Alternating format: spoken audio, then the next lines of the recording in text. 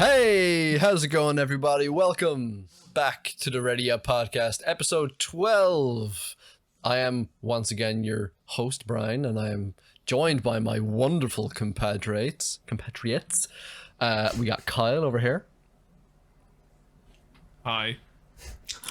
That wasn't awkward at all. And then we also have Kieran up this side.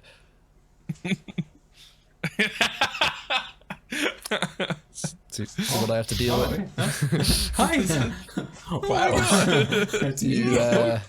See what I have to deal with here, listeners and viewers. But yeah, thank you so much for coming back. We love your face. We do. In tonight's episode, or today's episode, or just evening's episode, who knows when you're going to listen to this, we are going to be talking about the smash hit Horizon Zero Dawn by Guerrilla Games. Yeah, we are all very excited. Nobody saw that coming. No, right? It's almost like there was a sequel shown. That's one of the points that I want to actually talk about. Yeah, absolutely. Right. Like, who would have thought Guerrilla Games? Who would have thought Guerrilla Games? I mean, okay. All right, Jesus. Nobody. Even the Nobody guys saw probably that at Guerrilla coming. Games were like, "Wait, what? We did something good. Wow, That was well received. what? Yes. All right, sweet. What about another Killzone? No, Guerrilla. No. But yeah, so before we get into that, of course, we have to do our long-standing tradition of, hey guys, what are you watching and what are you playing? Let's start with Kieran this week. Kieran, what are you watching and playing? Watching no series, but I did watch the Mortal Kombat film last week. Oh, I really want to see that. Is it good? I'm going to. I've heard.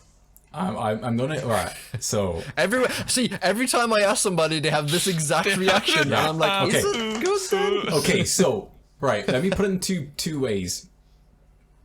When you think Mortal Kombat, and I love the original Mortal Kombat, it's like the only W.S. Anderson movie that's ever good, and that's purely because it's cheap as balls, but I love it. It's brilliant. I don't know why, I just love it.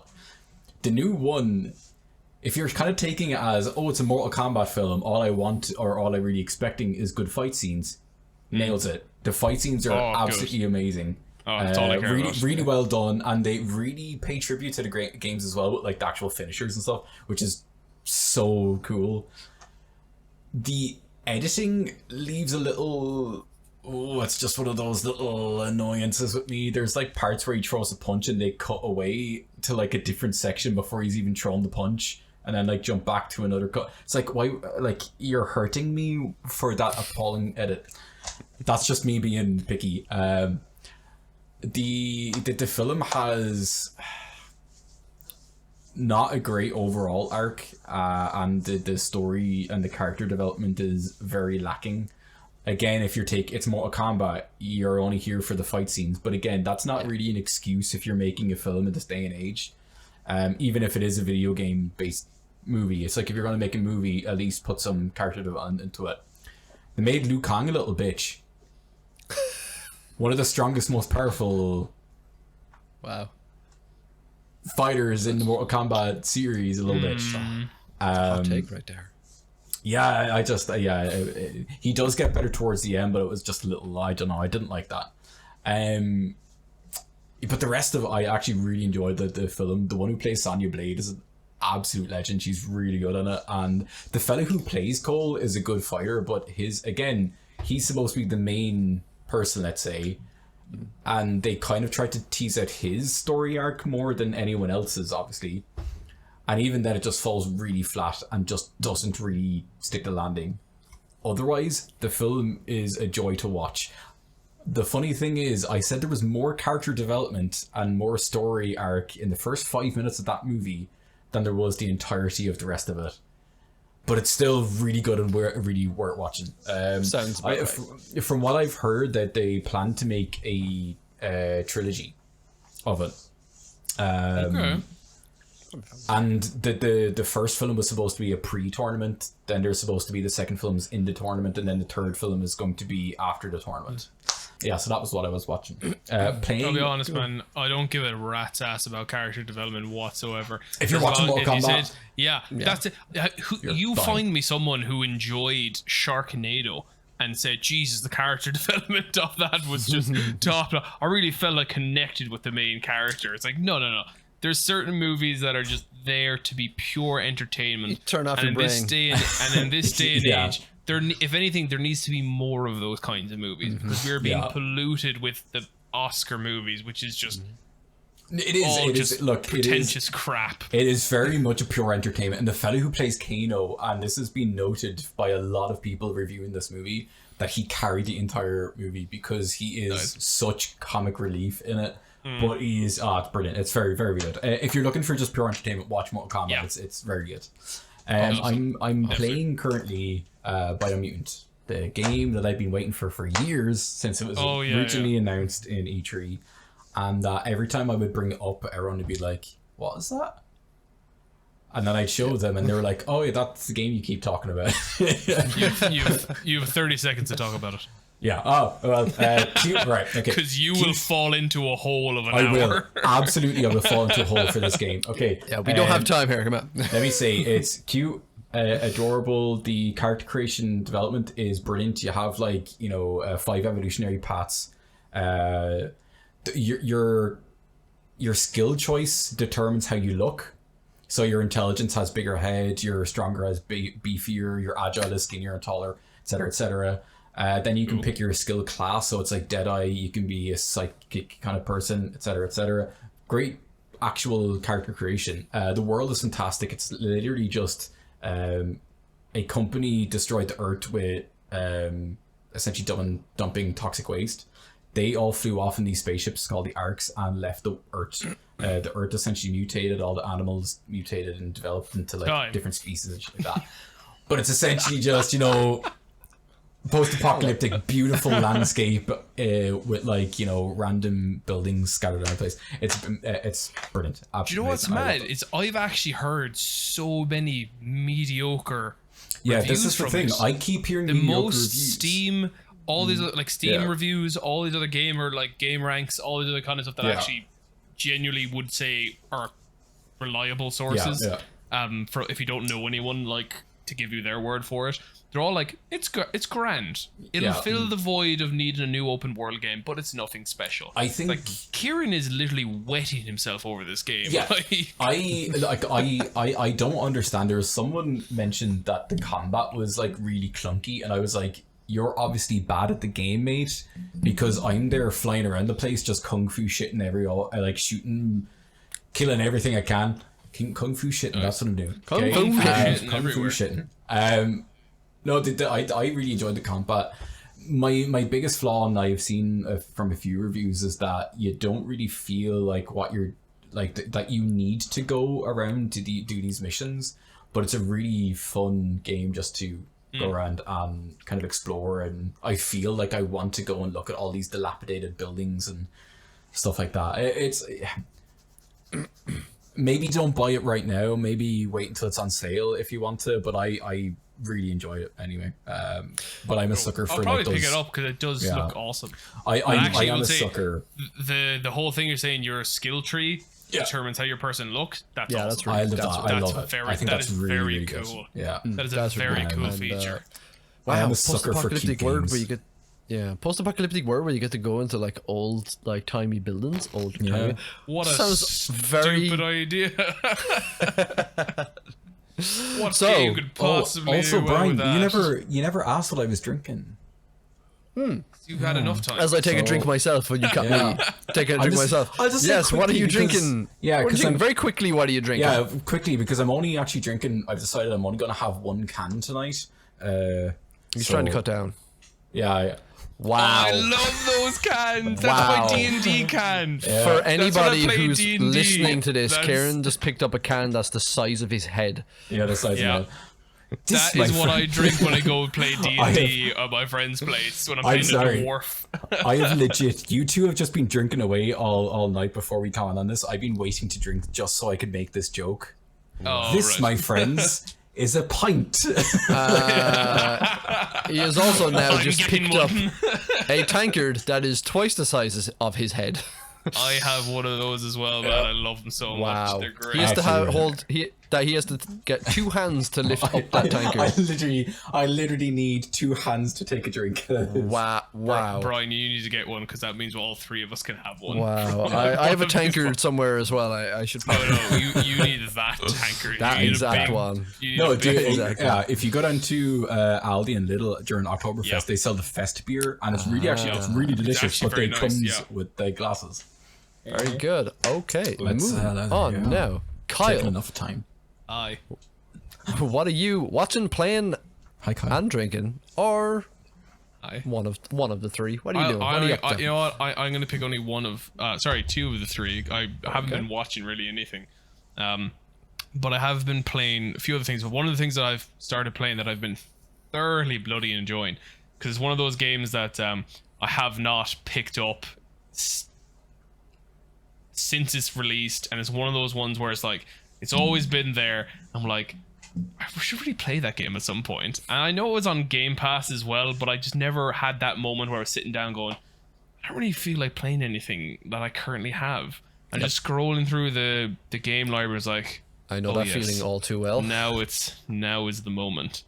And I started playing Doom Eternal, motherfuckers. Oh, yeah. Doom Eternal. It is savage. Oh So my good. god. I love how just like it is so fast paced, but like you have to play fast paced. It's not like it's if you just slow you down, just you hacking. die. Yeah, you're dead. Yeah. It's not like it's easy, that's why it's fast paced. You're not like hacking slashing through everyone. You just have to be on the constant bloody move or you're going to get destroyed. And then just all the animations for your finishers, all the guns, everything like that, the chainsaw to reload your ammo and everything. It's So good. It's one of the coolest bloody games, but it's also you're just like it's fucking intense. And the 'Cause you know you soundtrack's can die. amazing. Oh, soundtrack Absolutely amazing. Yeah. Yeah. I love how it starts. You literally just start with just like this demon priest or devil priest, however his name was. Just like you can't do this to me. No, I don't care. I think I can actually. No, I kind of Yeah. just did. Oh. Yeah, God, so And then see, he meets the other 2 of them like, what are you doing? And just throws the decapitated head on the ground like, oh shit. run away. Run away. Yeah. Did you play the 2016, the first one as well? I did, but like when it first came out, but I don't think I ever finished it. Okay, yeah, no, just curious. Because I love the fact that it was so like, because that was the first Doom game I played since like the original in a shed in Australia. Yeah. Like that was like the first time I played Doom was like an original Doom, crappy 3D walls, everything like that. Just a turn shoot.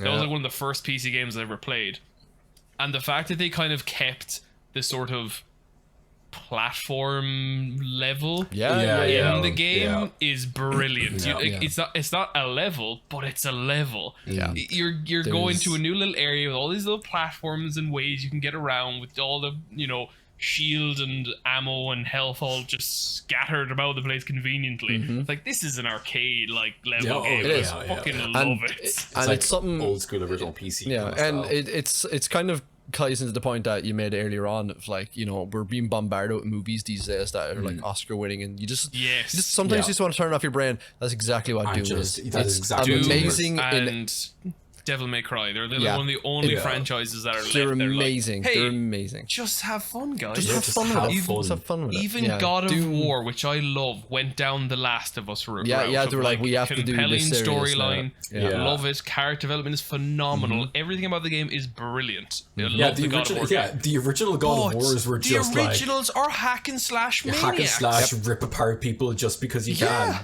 Absolutely. And there's so few of them left, and we need them. We need them. You need some games that are just like that. There's a few things about Doom I'll just say. The first Doom I love Doom and Doom Eternal.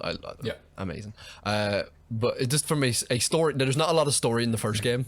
Or even in the second one, but in the first one there's not. In the second one either. Yeah, there's not a lot of story, because I remember at the very start of it when you wake up, there's like this AI starts talking, or no, a screen starts talking at you about like, oh, this is what you've missed, and this is a story. He's it's like, get out of the way. I don't care. I just want to shoot aliens. I just want to shoot demons. That's it. I just want to shoot demons, man. I don't give a fuck. I don't care. I don't care. Yeah, I was like, I don't care. And I love it. And, I love it. Yeah, and it's when you go into hell in the first game, you pick up audio logs, and all the audio logs are the demons talking about how they are terrified of you. Terrified of you. It's a nice flip on it where it's like, oh, you're but no, every audio log is like, oh god, he came and he absolutely destroyed all of us and we had to run, and then he said he was going to kill us all, and it was terrifying. I love all the demons are shitting. I love it. I love every minute of it. Just one thing I really liked is that I had the very good fortune to meet John Romero, the creator of the original Dooms. I remember talking to him. Yeah, and I remember talking like 5 seconds. I remember talking to him about the original Doom and about the new one, and I was kind of hosting the event, so I could just stick around and talk as much as I wanted to him.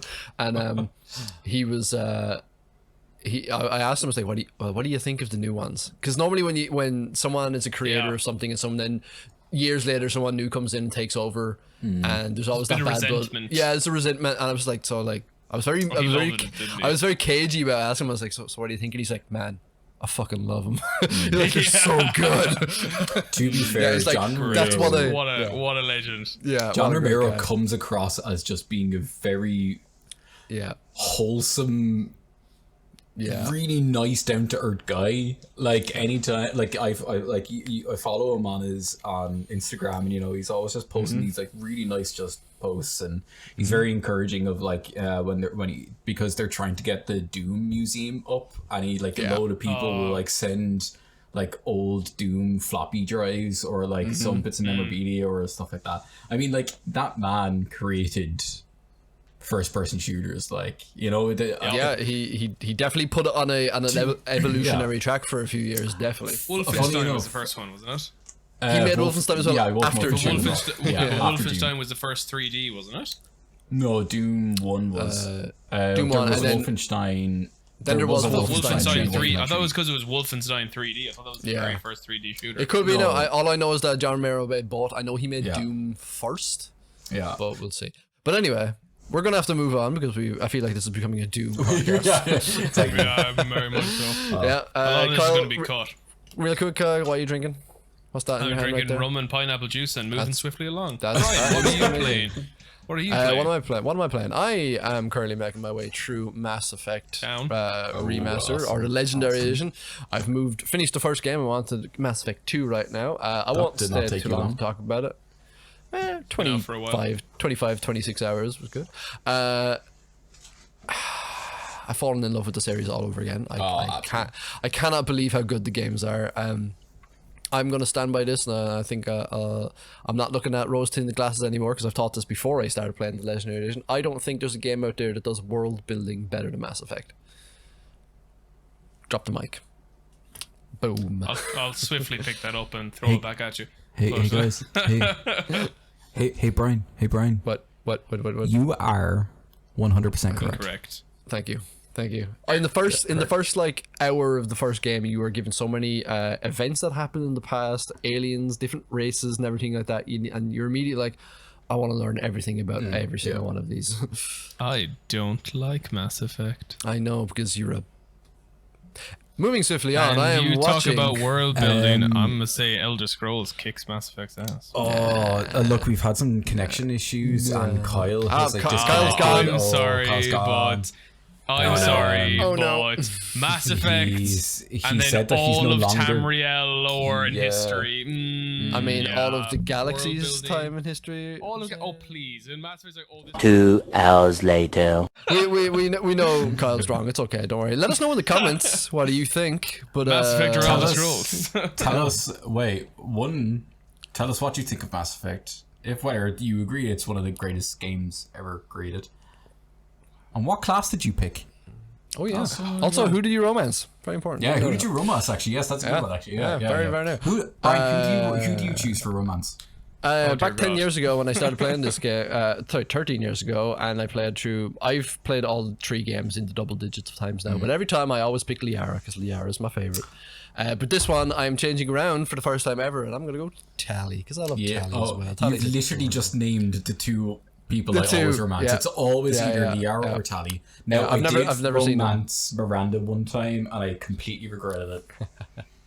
She a bitch. Well, Kyle's falling asleep over here, so we'll move on. We'll have a Mass sorry. Effect episode eventually with sorry, Kyle just- not on it. Oh, I literally go out of my way to remember and replay it just so I can be on it to fucking rip it asunder with you two fanboys going on about it. I will be there to destroy it all.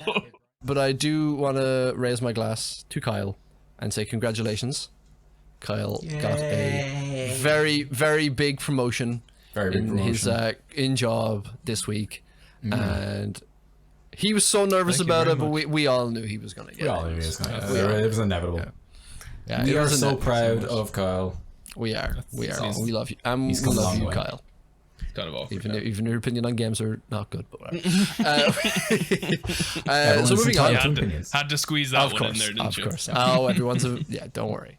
Everyone's opinion is correct to them. I'm being real catty now. Ooh, Kitty's got claws. Man. Wow. You can cut that out, Karen, right? No. No. That's just going to be anytime there's like a lull or a cut that Kieran does. He's Yeah, going I'm to just put in gonna that actually put audio, that in. like just Kitty got claws. Kitty got claws. Kitty got claws. Yeah. Kitty got claws. Okay. Now, moving straight on before I go all red-faced and embarrassed. Time to start tonight's actual topic. We are going to talk about Horizon Zero Dawn. Another game that is probably one of the greatest games of all time. When you think back in the last open world genre, sure.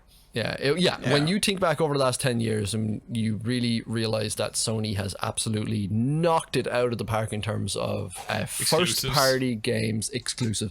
I don't think anyone has ever touched it, and it's going to continue. I don't see it slowing down at all. No, I do. God, You see, I don't think it's going to slow invested down. in their first One party word, studio. Bethesda. So, we are going to be talking about Horizon Zero Dawn, one of the most well-regarded exclusives, that's the word I'm looking for, from a Sony standpoint. I think a lot of people would agree that it goes up there with God of War and Uncharted and Last of Us and Ghost of Tsushima and everything. It's up there of like where it's in that 10 years period where Sony was knocking it out of the park. Damn, boy. True exclusives. Just like there was a run of Uncharted, Last of Us, God of War, Spider-Man. Horizon Zero Dawn, Spider-Man. Every year there was 2 Sony games that came out, and every single one of them they were getting like 9s, 9.5, 10s.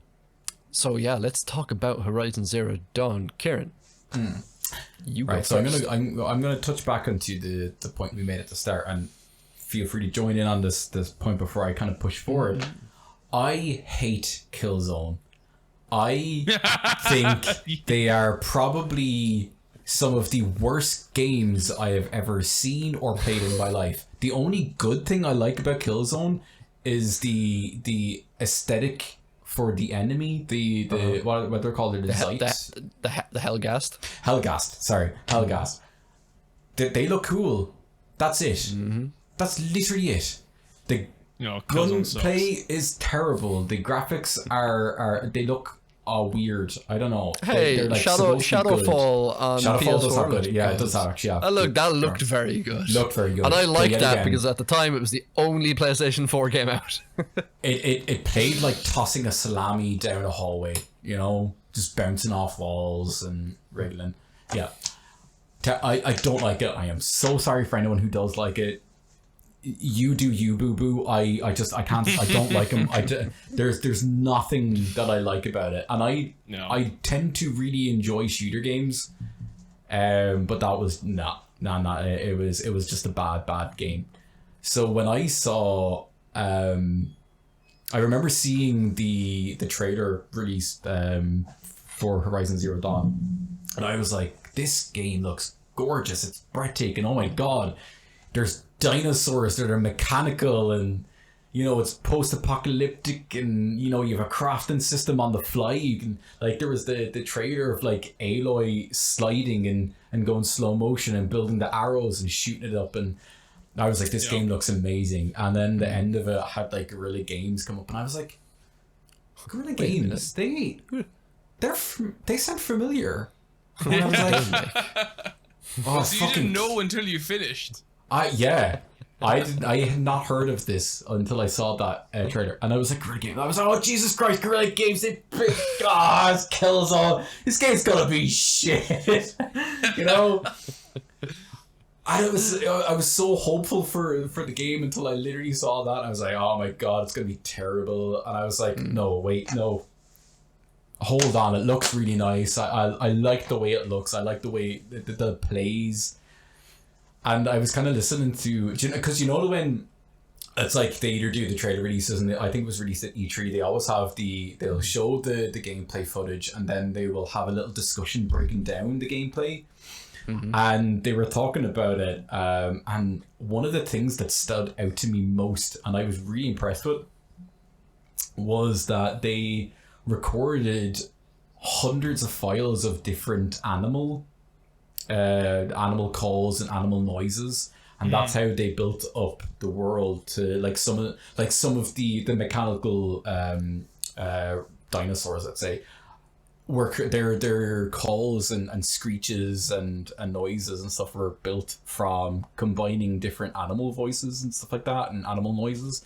And I just thought, that's amazing. That's the detail they went into that really caught me. So I was like, that was kind of something that got me excited and kind of made me push aside my Killzone dislike, you know. And I was kind of like, you know, that's really interesting and intriguing. And it's like one of those things coming from a musician standpoint of view. I really enjoy, like, one of the things that's often overlooked, but if it's done poorly, everyone realizes it. It's sound.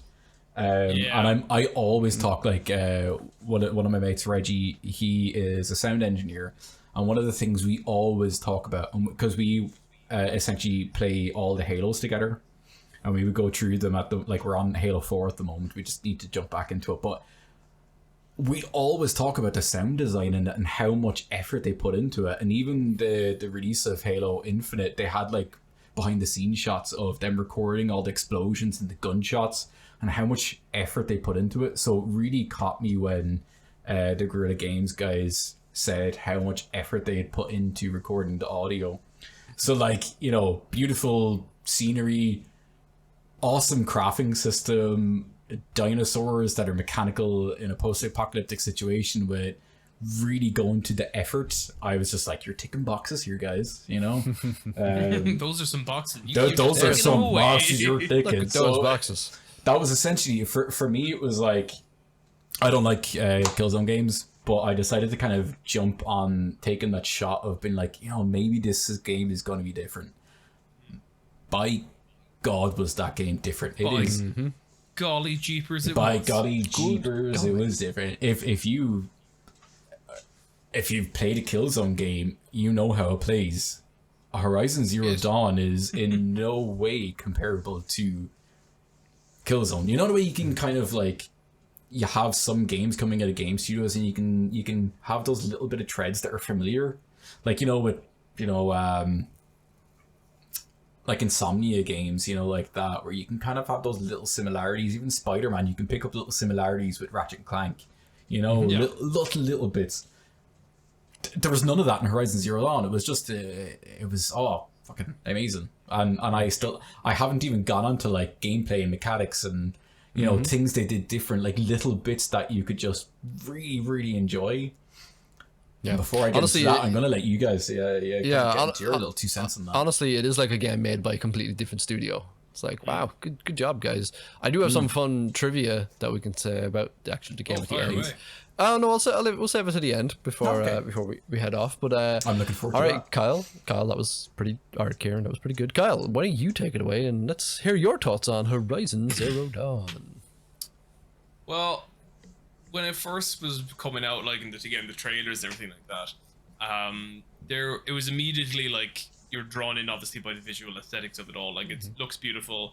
Again, as we discussed in the previous episode, dinosaurs are an instant win. Absolutely. So there's that. You had me at dinosaur. Yeah, you had me at dinosaurs. You had me at dinosaurs. Again, we were going through that sort of almost phase where fucking everything seemed to be post-apocalyptic, but hell, I fucking love post-apocalyptic stuff. I It's love great. it. Yeah, it's It's a great genre of things. It's a You great had thing me to at work around. post-apocalyptic. Yeah, yeah, post-apocalyptic. I kind of get annoyed by the fact that games are constantly using the exact same setting, but at the same time, it still works. It does, like Yeah, It's like, like, damn oh, it. another post-apocalyptic game. here's my money. How much is it? Yeah. Because it still works, but there was two things that I was mostly concerned about with it. One, female protest. No, I'm messing. But you know that fuckers were actually giving out about that. Oh, you just know. Oh, there's I some no, I've like, seen it. I've course even, there was. I've even some. yeah. I've even seen some things about the sequel. I'm like, did you guys not play the first? Did you not play? Yeah. Okay, But I'm See, just this going is to the same interject. fucking character. I am just going to interject quickly right there. Hey guys, fuck yourselves. Aloy is quite Aloy literally. rocks. Yeah, Yeah. Aloy is Yes. amazing. But not Also only that. redhead, so you know. Oh, yeah, immediately, redhead. immediate win. Yeah, because and yeah, I mean, like, yeah, I'm not really into redheads, you know.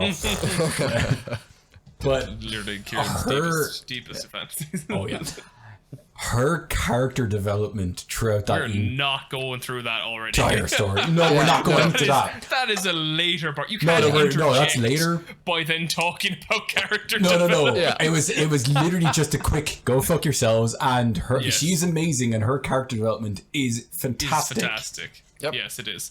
So Kyle, obviously continue. that was not a concern whatsoever because we're normal people. Yes. The actual concern, and it was only one concern I had, was the bow mechanics of the game because this seemed very much so that it was going to be all, and it obviously was, with your primary weapon was only just going to be your bow. Now, nothing necessarily wrong with bows. Obviously, bows are great, they're but you don't fantastic. get too many games, or I'm drawing a blank on one in particular even, where it is the literal be all and end all of your weapons. Now, in Horizon Zero Dawn, you have different kinds of bows, which is awesome, but I'm struggling to remember a game where a bow was literally, that was it, that was your weapon always. So that did give me a little bit of concern because bow, I used to, like, playing games and bow being an option, it was always like a secondary option, or if I particularly wanted to be stealthy at a certain point, never all in all. So that was a genuine concern. How much would I actually enjoy combat that was only with a bow and arrow? It was awesome. Because I love bow and arrow combat. Absolutely. well, they did such a good job because instead of going like, oh yeah, because in most games again when it's bow and arrow, they do kind of like it's limited to you literally point and sort of shoot, and yes, there's the lull of pulling back on the bow, but because it was the only thing that they were going to use as a weapon, they were able to actually have a lot of fun with it then. Yeah. So there's all these things like this slow motion, the making the different loads of different kinds of arrows, and then loads of different kinds of bows. You had basically like shotgun bows, which is like shatter shots or something like that. And then you had the sniper ones, which I fucking loved. Yeah, That man. was awesome. And you just like trails along with the arrow and it's like, oh, this is sick. It was like Sniper Elite, but with an arrow. So it was pretty great. So you just had so much you could go, and you could have like 3 different kinds, I think, or 3 or 4. Yeah, Three? I Yeah, think it was like 3 there was, bows, like, and then there was hunter. yeah. You'd have 3 different freaking bows with you, and all of them had their own. Also, you had different ammo for each and every one of them as well. And it's like they saw it as being like something that didn't really have a lot of love given because a lot of the time it was predominantly used as a secondary or a stealth option in other games. Went no, there's so much more we can do with this. And by golly, they did it. So first impressions was my concern. They did an incredible job with that concern. So Brian, what was your first opinions of the game? I had very similar thoughts of going into it as you guys of, oh, this is Guerrilla Games. Okay, and we got a bow only. Kind of the same thing. I was like, is there going to be any kind of melee weapon? And it turns out there was a melee weapon in it. Yeah. Spoilers It was was. not not very good. It's one of no my one ever really used that. yeah, it's one of my kind of like downsides of the game. Not that there's many, but yeah, I remember picking it up. I was like, I'm gonna watch one trailer for this. This trailer looks great. You got me at dinosaurs and post-apocalyptic stuff. I don't need much more to sell me on that. And I started hearing really good buzz about it. So then I picked it up, immediately popped it in, and immediately fell in love straight away with it. What actually took me first was the soundtrack. Boy, Lovely. God, that soundtrack is beautiful. Very relaxing. Very relaxing. It's like emotional as well. And emotional, the soundtrack is very. So then, Hello. that Lion King moment, and the music was like, oh damn, absolutely amazing. And then, and that it's the opening section that really sold me as well. Of like, it almost felt like a Disney movie. Of like, she lifts up, it's the Lion King moment, and then you see her like practicing and she's jumping from tree to tree, and there's like, it has that very, very good score happening in the background. And I'm like, this is amazing. And then it has that great transition where she can't make that jump, and then it comes back in the little montage and she makes the jump, and when she lands she turns into adult Aloy. I'm like, this is amazing. And then obviously you're introduced to the world, and I was immediately taken as well by the world of like, I need to know everything about this world. Why are there dinosaurs here? Why is it when in my starting village I turn around and on the mountain is a giant spider robot that's long dormant? I'm like, what is that? I need to know everything about this. So I loved it pretty much from the minute it said go. I don't have anything much more to say that's not like, not spoilery, but that's not going deep dive delving deeper into it. But God, I love it. Every so often I go back and I just turn it on just to look at how absolutely stunningly beautiful it is, especially when you see it in 4K with that HDR. Oh my God, I don't think I've seen a prettier looking game, to be honest. It's chef kiss. These hills sing. These hills do indeed sing. So yeah, and then through the course of the game, I think it has a really strong story. But of course we will get into that, of course. So what we will do first, we will move on slightly and talk about, we kind of already touched on it, but like the general gameplay of it. So the open worldness and everything like that. So look, I'll go first with that. Moving into this combat and exploration, I fucking loved it. I loved the traversal. Traversal properly. Traversal. I can't say it. It says word coming out. Traversal. There you go. Jumping from area to area and the climbing, the free climb. It was kind of around the era of games where it was like, everything needs free climbing. Let's climb everything. And I had no problem with that. And then I like that. I enjoy that introduction into games where it's like and then obviously jumping around, and I loved the idea that every dinosaur robot, whatever you want to call it, every single one has a different method of taking it down. So you had like the Thunder Jaws, which was the like giant T-Rexes, Tyrannosaurus, T-Rexes, whatever it is. Is it like I like sheep? that, like. Is it like sheep? I don't know. Where you had to you had to blow parts off of it to make it weaker, and then you could take parts of its own body to use this rocket sign to shoot off. But then you had like I can't remember their names now, but the kind of crab walking ones that were just like storage containers. And where you could kill them, but they always had a shield that they could put up so that you couldn't hit them.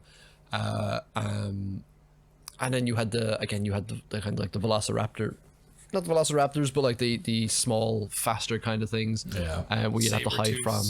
Sawtooths and saber-tooths. That's what it was. The sawtooths, wasn't it? Great.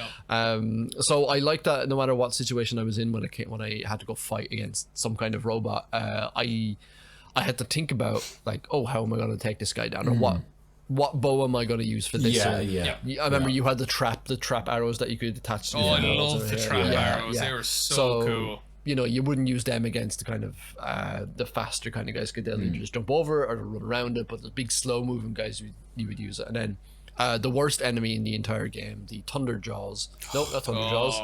The flying birds. Which Did you not like? Oh man, I love them, but they're so annoying to take down. So annoying. Because you always have to kind of trap them. You have to use yank them down and then yank them down to the ground. Kyle does not remember that. Oh yeah, no, those were frustrating. There were smaller bird ones though that you could just shoot. They were smaller birds, but the big ones I can't remember the name of. So that's what I really liked about the gameplay. And then you had the corruptors then, which were like the old world machines. And then when you come up against one of those, and that thing will just wreck you. Absolute wreck you. So I did like the combat against the machines of you have to kind of think about what you're going to do against each one.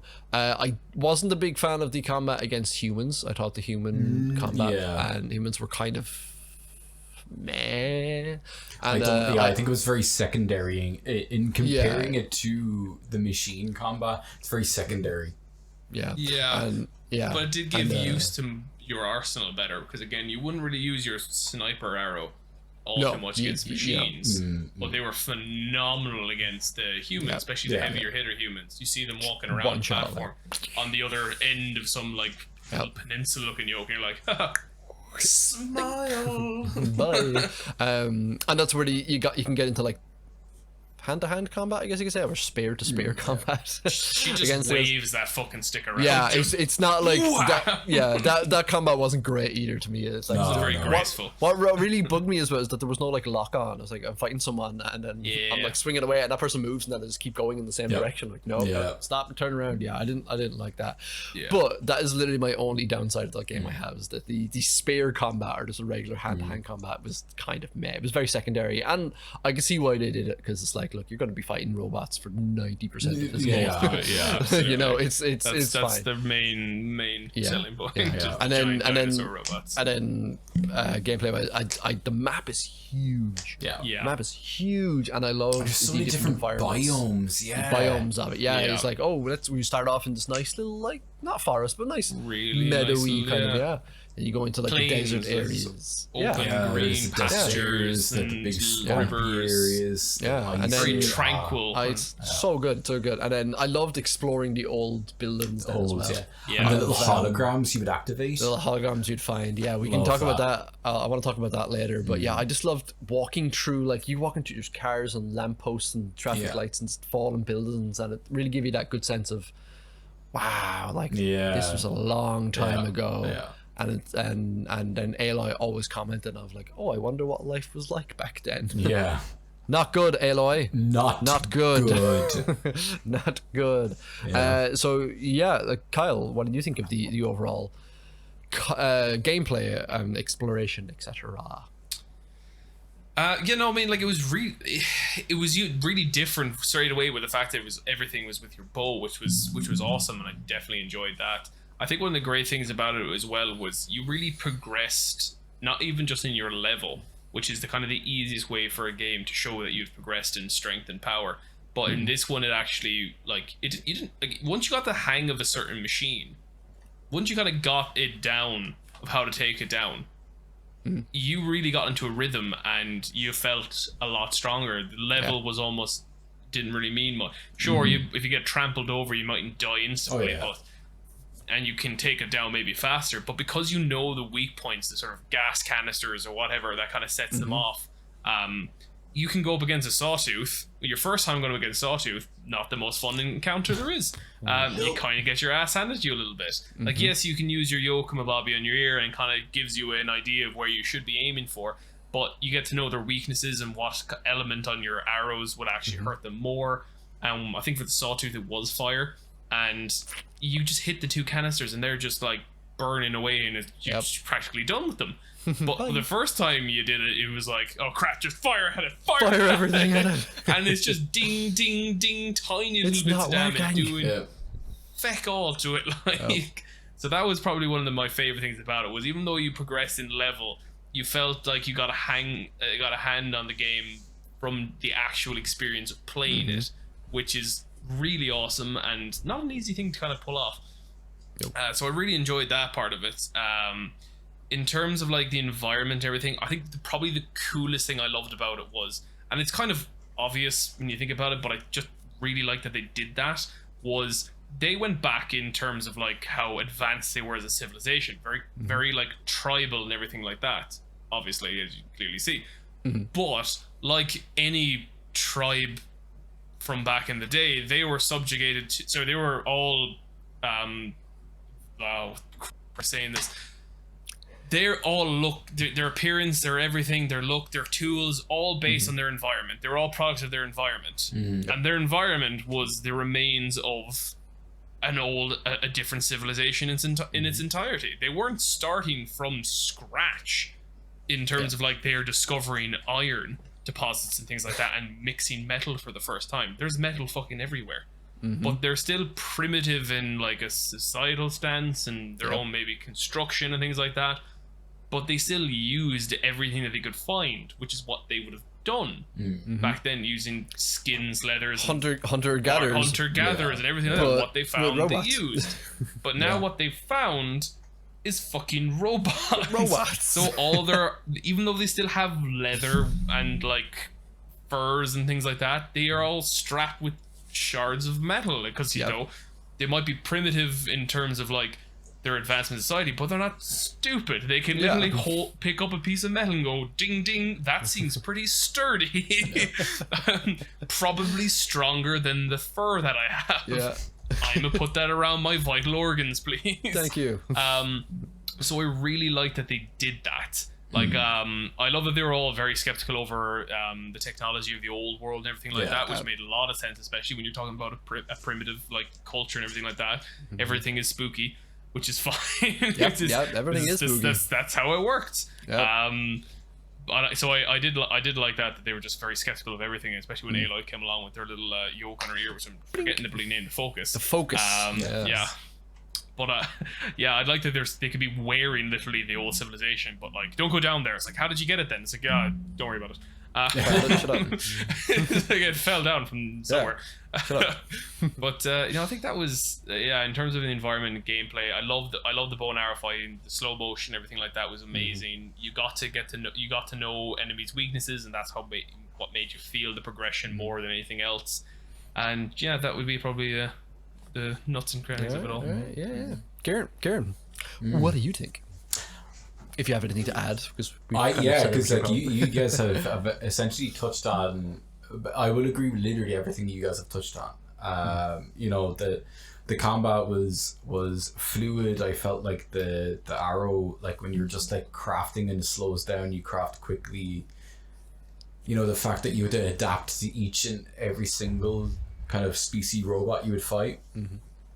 You would use the focus to kind of adapt and find out the weak points, and you would kind of really have to think about how you were going to tackle your situation. Absolutely amazing.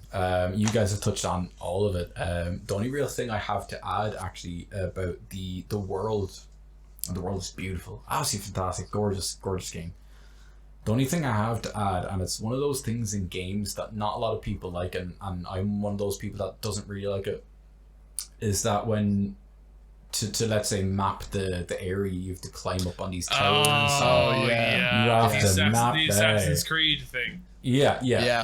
That's a Ubisoft climb a tower scene point. Yeah. I actually love that they made fun of that in Far Cry 5.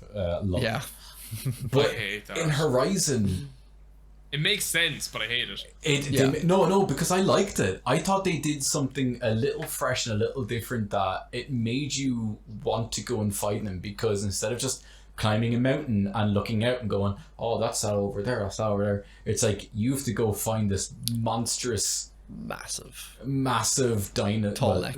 It was like a tall neck. It was essentially a gigantic giraffe. Really. But it was the tall neck things. Yep. Where you would see it kind of going off in the distance. You're like, what the fuck is that? And you go over to it. You would have to climb up its back and splice with it, and map out the area that way. But every time it made sense. It would absolutely make sense. But I enjoyed finding them just because it was the same thing, but done in a very little unique way. There was just that little difference to it. And it made me enjoy the fact that they were just this real, like, I would love just watching them walk around throughout their scenery, and you would have to go, oh shit, I'm going to climb up over this way. Like there were some of them later on. I remember one in particular was down in like the desert area where you had to time where it was going to go around and climb up on a rock area, jump onto his back and climb up. Remember that one? Yeah, I thought it was just one of those things that normally in games that's really tired and overused and boring, and it's not in any way like fun or unique or different. That they managed to do that in this slight little, they just added that little bit of unique and made it slightly different. That it was enough for me to kind of go, that's cool, and I really enjoyed it, and they look beautiful while you're doing it, so I really enjoyed that. Did anyone else try and shoot one? Yeah, oh yeah, all the time. Yeah, first time. I'll never forget my first time seeing it all, because I didn't look at a lot of the trailers from the games. I just seen like the first few, and I was like, okay, I'm sold. I don't need to watch any more of this. And I didn't know they were in the game, so I remember the first one you find, it's in like kind of it is like a few skyscraper buildings falling down, and I'm like walking around and I'm scavenging my plants, and I can hear something big, and then I just look, and in the distance I just see, and I'm like, I just remember looking up at it, and I'm like, jaw open in real life of what is that, and I almost had like that. Wait. I wish I had that Jurassic Park music playing of Brian, this is you need to do your Sam Neill glasses on the face. Do you have any glasses? Haven't you? Do I have? I do have sunglasses actually. Oh, go for it. We're gonna stop the podcast here for a second, probably. Like, okay. No, so I seen it there. Yeah, so I seen it there, and then I was like.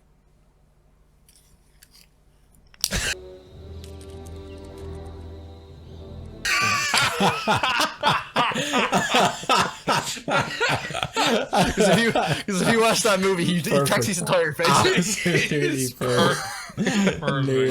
But that is exactly how I felt when I saw them. Every time I would see them, I was like, by God, they're beautiful. Just traipsing around their landscape. Absolutely. No. Absolutely. No. So we will move on to story now, because I think for me personally, I genuinely love the story in this game. It's got such good characters and just world. I would say world building, but it does have great world building. And so because I chose last time, now I'm going to just ask who wants to go first and talk about story. I'll let either of you go first, because I kind of want to go first for a different subject. Because I'll talk about the things that you go about how great the story was. There's two things I didn't like about it. Okay, that's I'm gonna be the devil's advocate, because I fucking love that. Okay, all right, okay. That is why we keep you around. Your shtick. Yeah. All right, okay. I'm going to go first, and I'm going to, because it's been a long time since I played Horizon Zero Dawn. Me too. But I'm going to mention just some of the kind of points that I absolutely loved. Is at the start of the game, you're essentially, because you know Aloy to be this outcast and no one wants her, and she's given to the only other outcast in the area, which is Rost. Rost is a fantastic character. I love Rost. You spend, I don't know, an hour and a half playing the start of the game, and spoilers, you're watching this, it's a spoiler. Rost is killed, and you, like an hour and a half you're playing that game, and already you feel this massive connection to Rost, because he's this other outcast and he takes in Aloy, and you feel this real development connection, that he like kind of, put himself out there to kind of take over and look after Aloy, and when he kind of died, you instantly felt sorrow. And for them to do that in like an hour and a half, Kyle's just smiling there. Yeah. He just hates Ross, doesn't he? He hates Ross. You're well done. Yeah, look at it. But let me continue before Kyle comes in and shits all over it the way he normally does. But for them to be able to create that kind of character connection straight out in a game, I thought was quite brilliant. And just kind of, you start off and the village is attacked by the outside the technology users that kind of want to end up using them. I can't remember the name because it's been so long. The Eclipse, I believe they were called. The Eclipse, they were working for Hades, basically. Yeah, Hades, yeah. And, it kind of, it's that very generic starting of, we're in this area, and then the outside people kind of come in and attack. And so Aloy, being the hero of the story, is like, I'll go out and I'm gonna go and see what's going on. It's very generic for that part, but as you go out and you kind of interact with more and more of the outside tribes, and you meet like more people, like in particular the God, what's the fella's name? He has the mutton chop mustache on. Aaron. Yeah, I think Aaron. Brilliant. I loved him because he was just like this. Oh, I hate everything. He was the comic relief character. Yeah, he was brilliant. I loved him. But I like that. But then, you know, you progress through it and you find more and more about like Aloy's character, you know, and connection. Because like there was like some points throughout the game where I was just like, you know, you were kind of like, you would be given a further bit of information. Like, let's say you would go down in towards the trenches and you would kind of find the what was her name? It was Dr. I think it was Elizabeth. Elizabeth Sobek. Yeah. Sobek, that's it. You would find her and you're like, oh shit, that's Aloy, and you're kind of like, you're kind of like, oh, you're kind of like have this flood of things of, is Aloy her daughter? Is Aloy her but put on cryostasis and had forgotten, or you know, like Benjamin Button scenario. Benjamin Button kind of scenario. And you're kind of going through like multiple scenarios in your head of like, you know, instantly straight away I was like, oh, this is obviously her daughter, and you know, it was given out that way, and this. Then you realize 700 years has passed. Yeah, so well, it's kind of one of those things of like, well, oh, was it her daughter, but like in some kind of cryostasis, and then you know it was kind of just put out in front of the arc kind of situation. One of those all of those options you said are kind of true. kind of true. Yeah. Is she Elizabeth Sobek? Yes. Yes. Is she also her daughter? Yes. Yeah. She also is she a clone? Yes. Also yes. true. Yeah, she's kind of all three of those. All three of them, yeah, it's very true. You know, you go through this kind of just, and as you said, Brian, earlier on, where you want to know more about this world, and it does a very, very good job of having you create this it creates this intrigue and has you want to learn more and find out more, and you find out more of the story from Elizabeth Sobek and the company she's working for, and how she's trying to essentially save the world, save humanity, and the other companies trying to save humanity by, you know, Pharaoh killing it.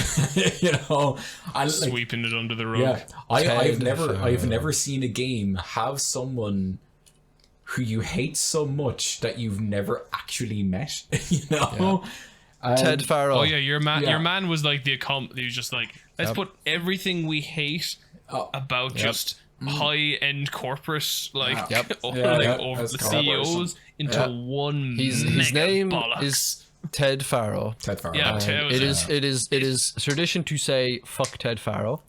In fair, also, if anyone likes to use the very popular website Reddit, there is a complete subreddit called /fuck Ted Pharaoh, in which every day somebody will post fuck Ted Pharaoh. That's it, and it's been going on since the game came out. Yeah, it's just they have a great way of developing characters and kind of creating this intrigue, and like this kind of, you could meet these like characters that are just on side quests or even just like minor main missions that you're like, oh Jesus, these are really interesting characters, and it's a really interesting area and civilization. Mm-hmm. I don't know, it's a very well put together game and a very unique game, and like it's very hard to compare, not even like compared to others, because a lot of games do what Horizon Dawn do, but Horizon Zero Dawn did it better, you know. Yeah, I would agree with that. It's like Zero Dawn doesn't do anything new, but it does everything not really, like, very, not really. very, very, very well. So seeing as I'm hosting this, I'm not going to give my points, not yet anyway. I'm going to pass it over to Kyle, who is just itching right now for a counter rebuttal to shit on Rust. Okay, there we go. Kyle, please take it away. Rust was a walking fucking corpse from day one. Like, this is my... Okay, so story is good. Don't get me wrong, the whole thing about... half of it is very good. the half that had everything to do with the mystery around what Project Zero Dawn was. Awesome. Loved it. Amazing. Fantastic. My favorite part of the game. All the other stuff, though, about the kind of characters and their relationship, Jesus Christ, you could see it coming from a fucking mile away. As soon as Ross came along and he was your adoptive father, he might as well have already had to call him out in the obituary. Like, the fucker was done for. I remember saying the same thing. I remember saying the same thing. He was so loving and understanding. How else is he going to go? Like, if you have a loving, charismatic, caring father figure, he's dead. You're dead. I'm sorry. Yeah. He's a goner. Alright? He's gone so. And of course that happened. And also they did, like, so that was obviously going to happen. So at no point did I ever feel like I felt any connection to Roth, because it was just like, you're literally just, the only reason you have this dialogue in my mind now is to force a connection for me. So I then am sad when you inevitably kick the bucket. So it's just, I couldn't bridge that because I knew it was coming. One thing that you could see coming a mile away, but I also thought was still funny, was the kid who throws a rock at you at the beginning, right? Like, obviously, like, there's so many times that, again, you're an outcast of any kind, or Jesus fucking Christ, anything to do with children in the game, there's some dickhead out there who's mean to you. Happens in every bloody game. He's your Draco Malfoy. There's always a Draco somewhere. There's always a Draco. It was in Fallout 3. It was in, Butch. ruined your birthday, Butch. Yeah. It's just everywhere, and it's annoying, and I don't like it. And they need to stop forcing those. Just stop putting them in. I don't care.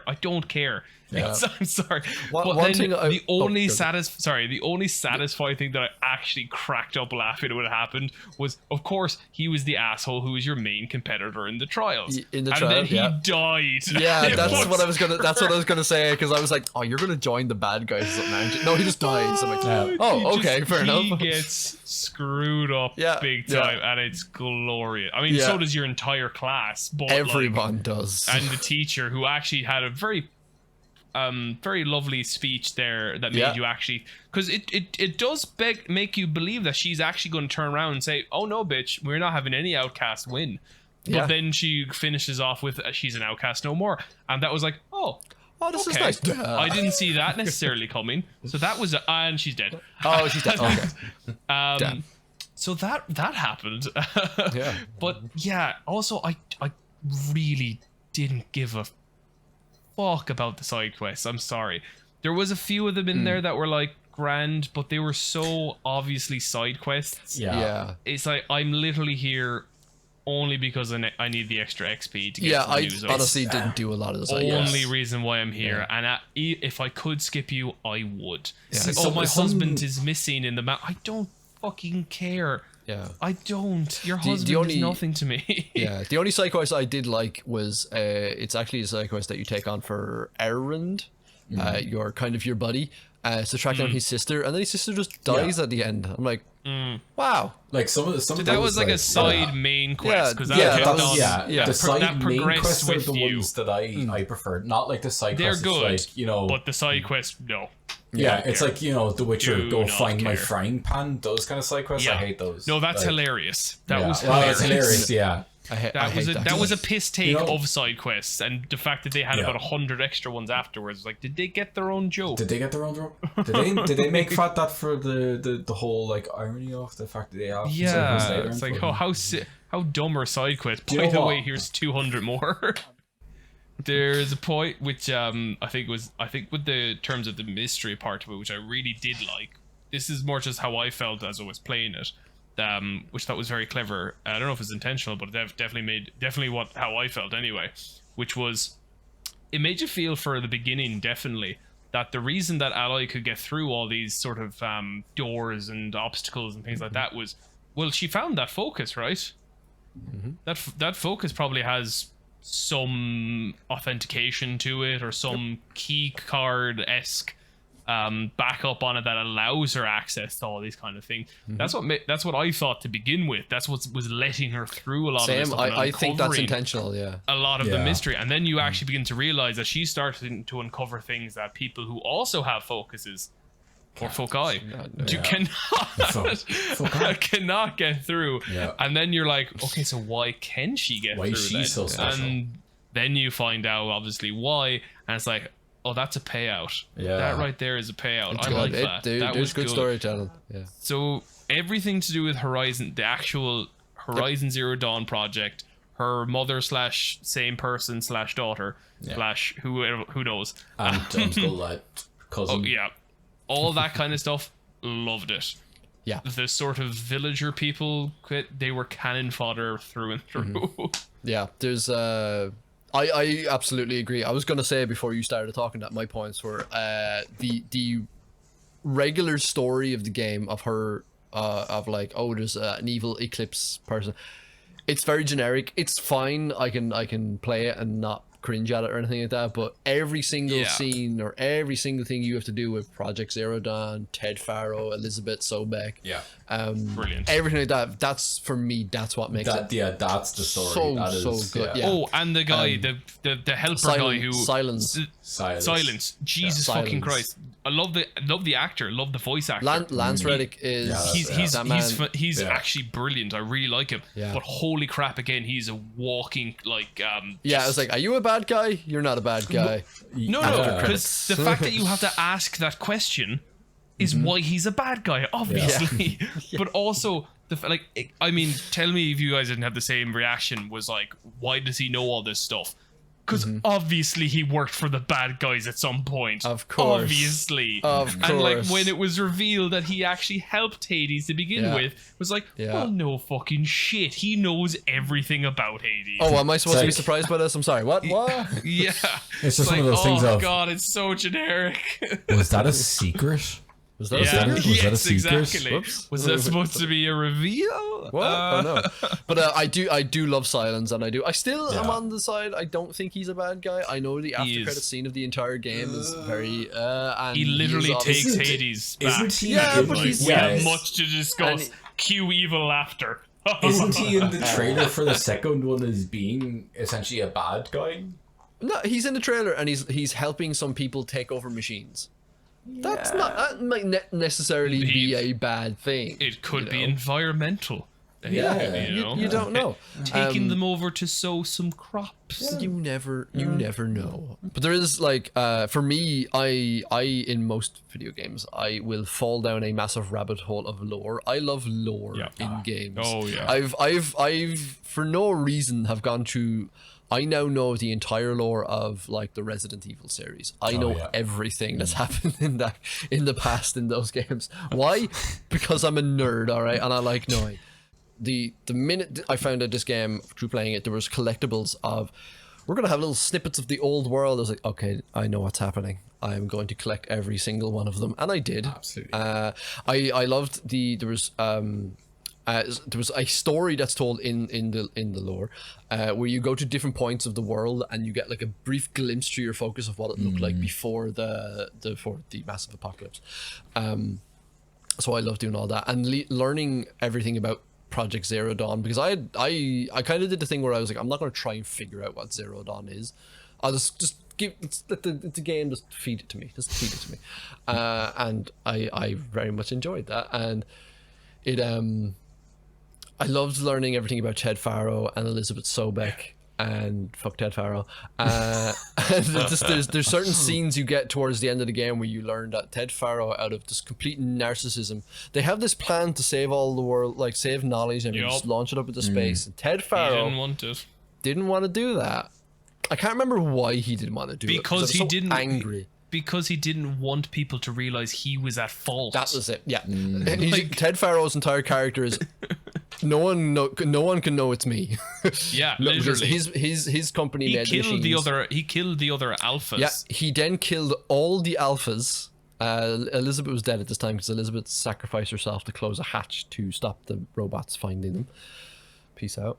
And then you get that amazing scene of you go into the mother mountain, or I can't remember the name on it, but the one that's at your spawn area, and that's where you learn that that's where what you meet Gaia, or a recording of Gaia that tells you this is what Zero Dawn was and this is what the entire idea is. We have these different sections, and each one will take care of a different section of the world through the environment. And 5 of there, 9 of them, 9, and oh no, what pop?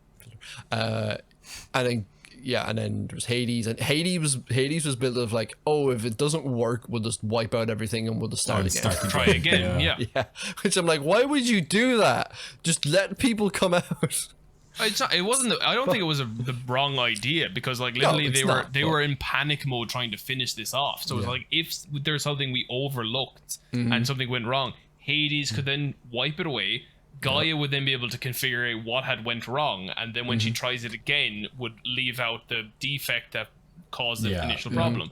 So to me, Hades made perfect sense. I mean, fine, yeah. But then he went fucking rogue. Yeah, he went rogue because of he went rogue for reasons that we don't learn.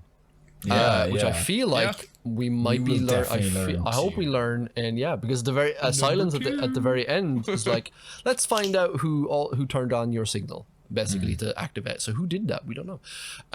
But yeah, meeting Gaia and then meeting or looking at the environment where Aloy was created and then left outside. There's that one. My favorite scene in the entire game is when I wasn't going to talk about my favorite scene actually, but I will now because I just remembered it. Go for it. Is after she learns everything in the Mother Mountain, I'll call it that, and she comes out and her entire tribe is gathered around her, and they're like, oh my god, she's the chosen one, essentially. The chosen one. Toad sledge. Toad I sledge. thought she was a bitch. Yeah. Oh my god. And they're fine. You can sit with us for lunch now, Aloy. And you don't even have to wear pink. I was watching it and I was like, oh, is this going to be the scene where she's accepted? And she accepts it herself, but no, she has that absolutely phenomenal moment of, really?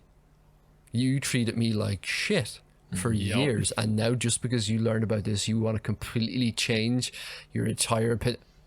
Fuck you. She doesn't say that. I wish she did. She did, and she's like, fuck you. Fuck all of you. And just props to, and just overall in general, Ashley Birch.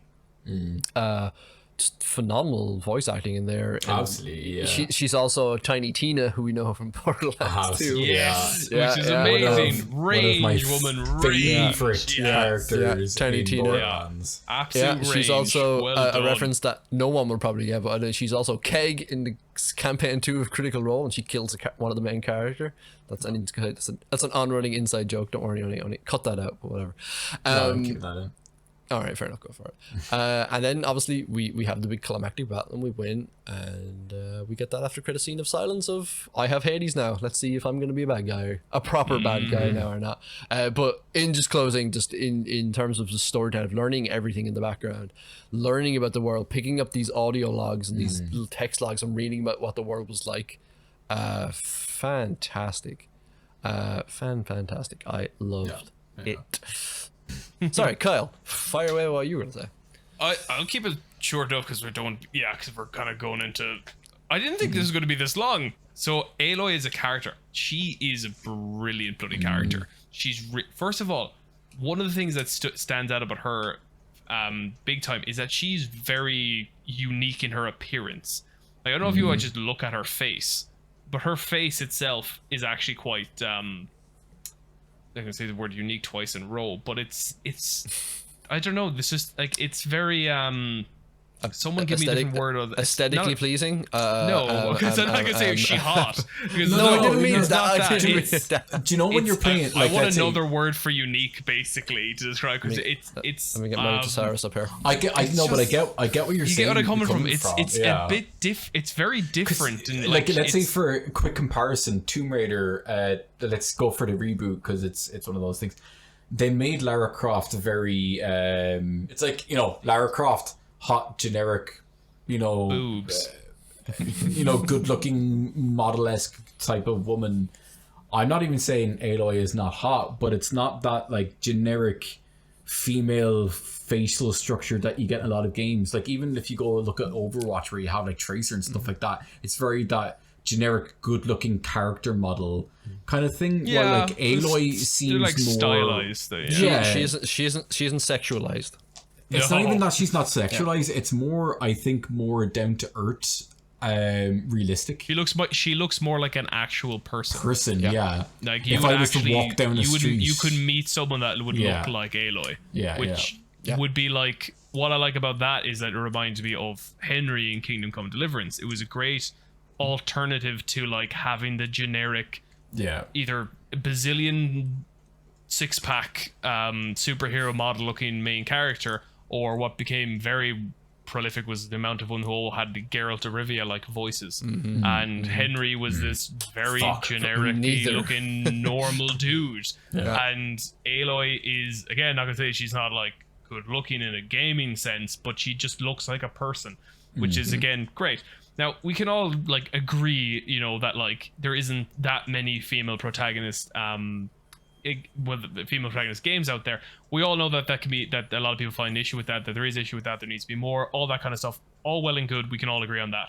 But more importantly, instead of saying, oh, she's great because she's a girl and she's the main character, isn't that a win? It's like, yeah, sure, you can take that win, but like, is she actually a good character?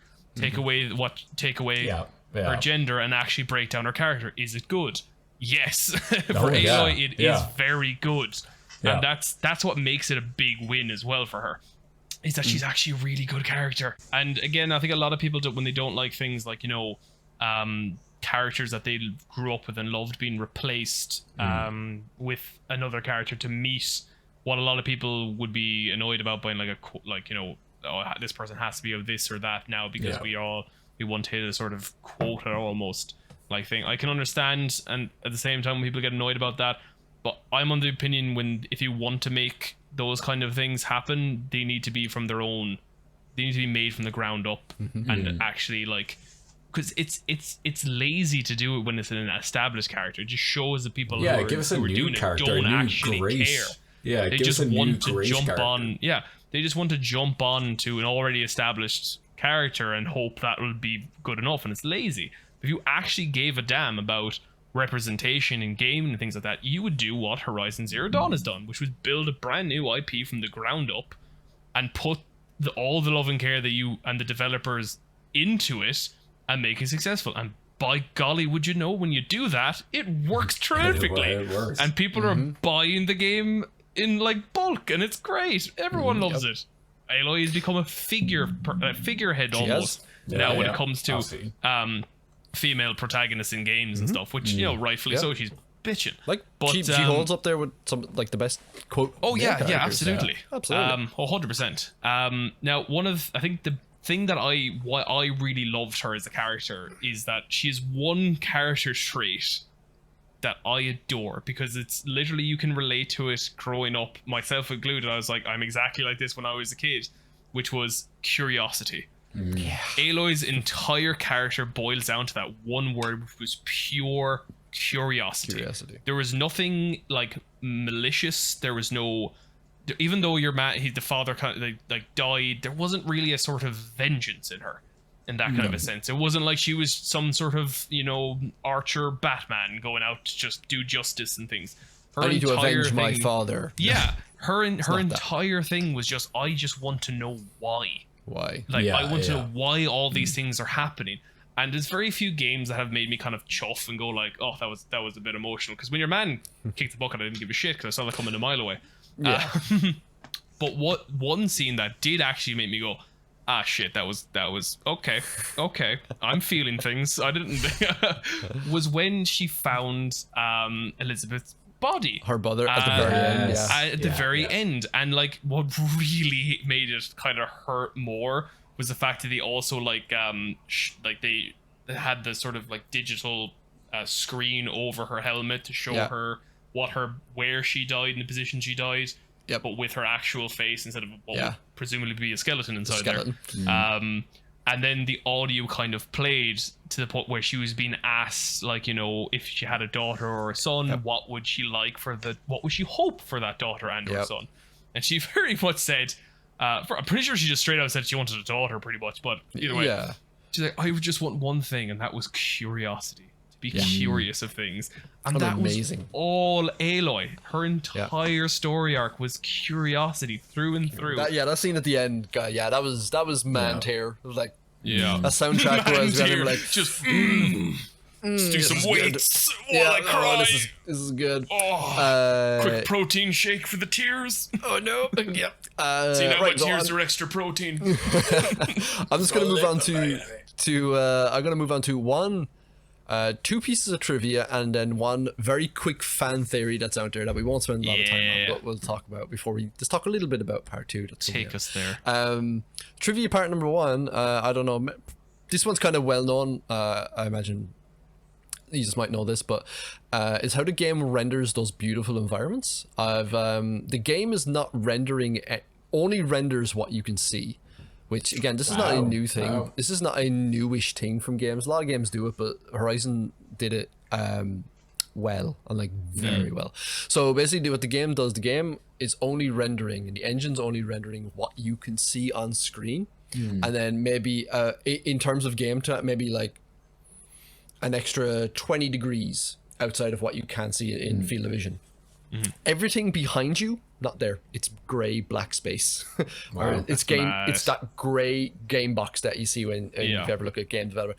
You can't see that. So there's a GIF you can find out there of the camera angle like this. It's rendering what the camera sees, but as it moves, it starts rendering more, and then what it's leaving is de-rendered, so it can display those stunning visuals that we didn't really talk much about. But good God, that game is beautiful. Yeah, absolutely stunning.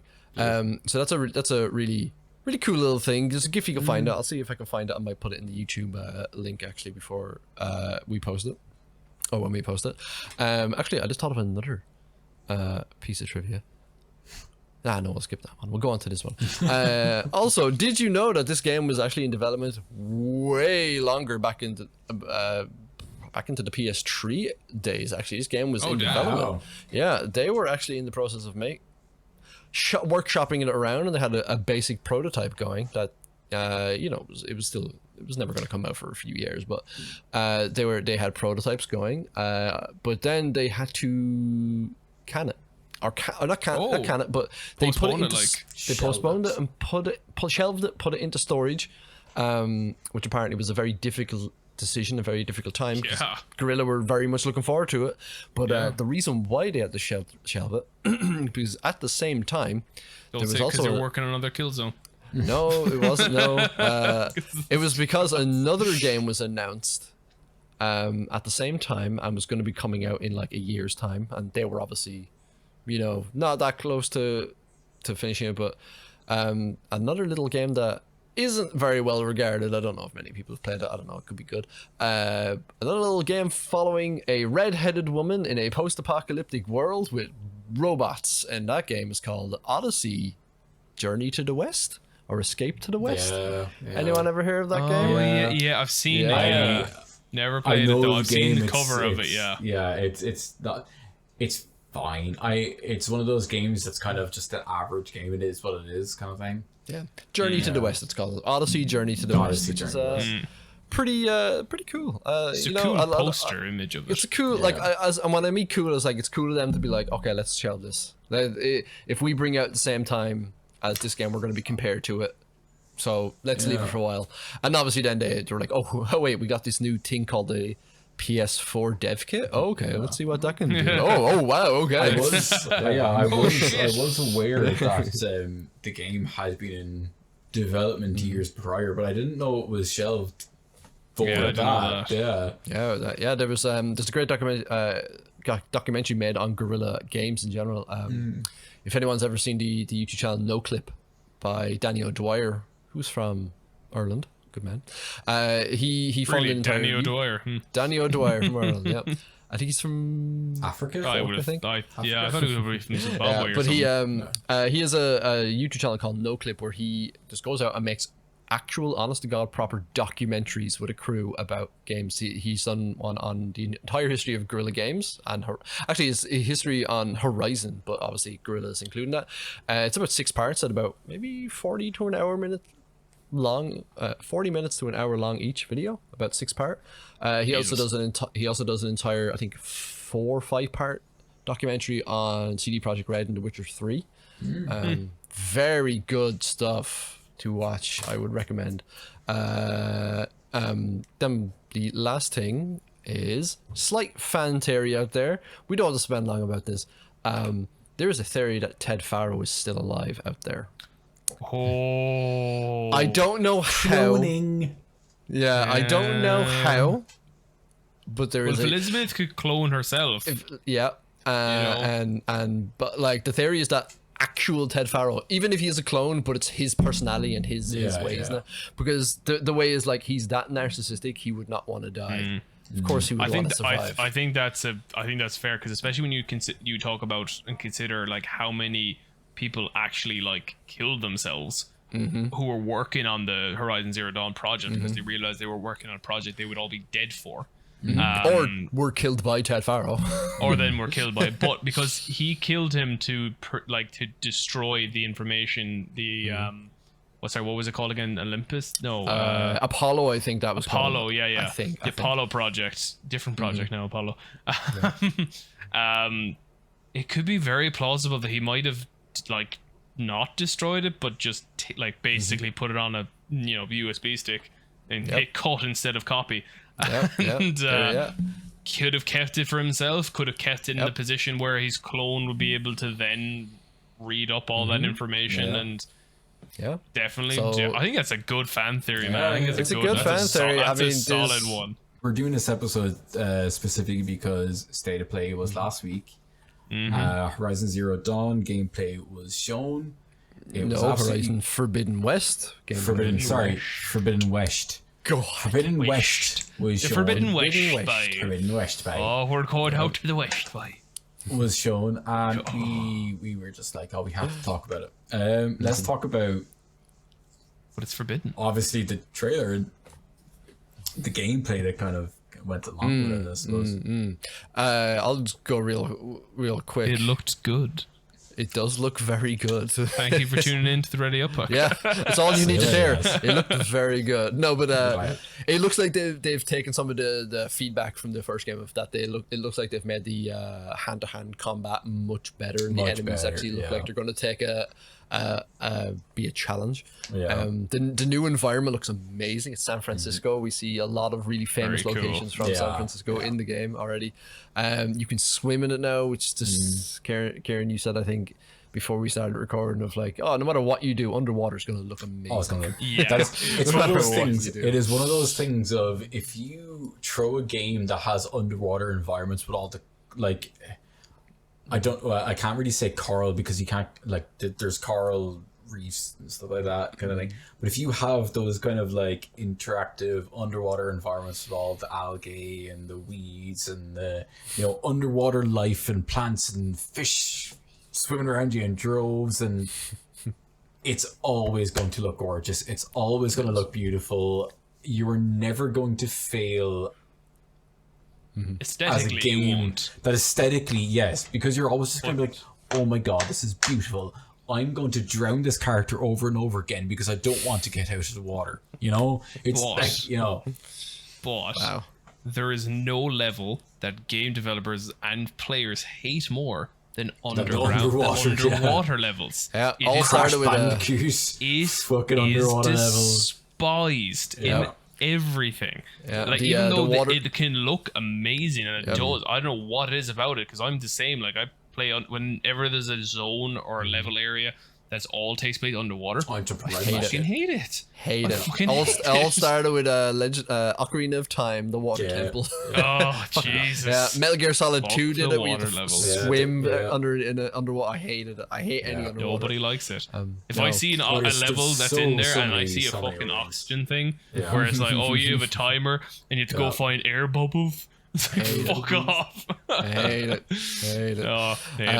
Yeah, but the tweaks they made to the gameplay look really good. We have a grappling hook now, which kind of it's gonna make traversal just that much more cooler. Much more. And we also seem to have a hang glider shield, which I was watching the game. I was watching the gameplay and I was like, this looks good. This looks like more the same, and this is fine. Yeah, like Breath of the Wild. Yeah, and I'm like, this is fine. I'm not seeing anything that's not like blowing me away. Not visuals wise. And then she jumped into that, and I went, I had the same reaction. I had the same reaction because I was just like, it just. it wasn't one of those things of in gameplay trailers where when they introduce, and that's one of the things I do have to give them credit for, is that most of the times when you have a gameplay trailer or footage or anything like that, they really push that new element of like, oh, we have a grappling hook, or we have this new traversal system, or et cetera. They just left it in there. Yeah, water. Now they did do the whole water where they stopped and looked around and stuff like that. No one's ever done water. No one's ever had the balls to go that deep. When they were doing the traversal stuff, it was literally just jumped and chucked the grappling hook, and she just traversed. And when she like ran, jumped, and hang glider, I was like, I wasn't expecting that. That was like, that's brilliant. They didn't really truck it in your face, but it was like, that's a nice little thing they just had there for you to kind of go, oh my god. I did also like the slight addition of let's go a little bit anime with it, when she like does the special move where she like grabs the thing, flips around, sticks in her spear and stab the guy. I was like, this looks cool. Yeah, it's like, this is what is this, JoJo? It's definitely gonna be like finisher moves and stuff like that. Yeah, I say they'll miss a massive opportunity if they don't have a moment where there's some sort of weathering issue that happens, and a sort of cyclone or a sort of whirlwind, tornado sort of happens in the water, and all the robot sharks just and we have an actual cyber sharknado kind of thing happening. If they don't do a reference, I want to see that somewhere in the game. If they don't do a reference, a cyborg sharknado event happening there, I'll be oh god, top 3 favorite games of all time. Everything else can be shit. Just give me cyber sharknado. If they make Sharknado the game, I'm all over that. All over that. But, it looks really good. The sequel to Maneater. Yep. Except you're just in a tornado the whole time. I can't move. This is boring. But they also seem to fix another big issue that a lot of people has, that the facial animations were not great. Aloy looked great because it was all hand. I think Aloy's was motion capped, but everyone else was hand done. Yeah. But this one, it looks like that everyone's kind of mo-capped. But I don't have much more to say about that. I'm obviously very excited. The gameplay was good gameplay at the show. Yeah, it looked fantastic. Not much more to say. It visually looked amazing. One thing I will say, we'll get into before we end, we literally will say this. Any speculation on what's causing these big tornadoes? I think, is Hades back? Hades was always this kind of red lightning stuff, and now there seems to be a red lightning tornado, and there's this red disease thing that's kind of affecting the world. Is it Hades? Would that be a bad thing if Hades came back? I feel like we're fighting the same villain, quote unquote. Yeah, that would be horrible. I think that would be a terrible decision. Well, look, I genuinely think it's sharks. Yeah. No, like, damn sharks. I think what it could be potentially, you can get a lot of problems in nature with overgrowth, like which causes its own decay and rot because you're just everything is overgrown. You can't like nature, believe it or not, has a bit of a cycle going on there. Usually what happens is when something grows, it eventually dies, or something happens in nature to prevent overgrowth, because overgrowth is actually a really bad thing. It sucks all the nutrients out of the earth, and then you have basically desolation everywhere. So could be a case that because Hades might be gone bye-bye in a certain degree, that there is no balance anymore. So it's actually everything is going haywire in the other direction. Maybe. And that might be a little bit too on the nose, like a bit like not really all that great, because you're like, we just solved this one problem and now we have another problem that's still in the same vein to a degree. So I kind of feel like they shouldn't, even though it's kind of like where I don't know. I think that could it could be a part of it, but I don't think it should be it. Why not? Because because then the whole solve the problem thing can be either having to find Hades in some way and actually get him to do his job properly, or just get one big incinerate arrow to the fucker and burn a bunch of places up, and then there you go, you're part of the cycle now. I do think the obvious kind of one is the fact that Silas is in the second one. We can see from the trailer. Previously, we have seen him at the end of it kind of like dealing with the fallout of Hades. Is it going to be a matter of he's trying to recreate Hades in some way, shape, or form, and it kind of goes out and he brings back Hades kind of thing? It's going to be an interesting one, all right. Now, it could be maybe a matter of it's a brand new, as you said, there was the multiple different underground bunkers and the different AI systems that took maybe one of them, total, maybe one of them kind of... Well, that's too similar at the same time again, if it's just one of the other 9 that go wrong. Maybe. They're in a interesting spot there, This is what you could say could be the issue with Horizon Zero Dawn, is that it was, if they didn't make a sequel, it was a perfect beginning, middle, and end to a game. They didn't. This is one of those things where they definitely, from this point of view anyway, as we sit now, they do not need a sequel by any means. They did not need it. Not at all. No. In no way, shape, or form was a sequel required for that game. No. Am I happy they're having a sequel? Absolutely. More AI, more robots, more thing. It's a fantastic game. I'm really happy they're doing that. But you just have to hope they definitely took the time, the same level of time they took to make that really good story with the whole Horizon Zero Dawn project, and whatever they're going with now is actually a good story and not kind of just like a season 2 of an anime in the sense of same shit, just different coat of paint. Which would just feel very lackluster, because there's only so much you can do in a game where it's like the mechanics could be better, the fighting could be better, and that's all well and good.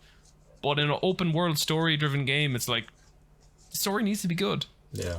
Does. Then you kind of don't care. Like, you can wander about and look at everything pretty for a while, and that'll definitely burn some fucking time, absolutely. But if you don't really care about the story, you're not even going to really care about going to the next area.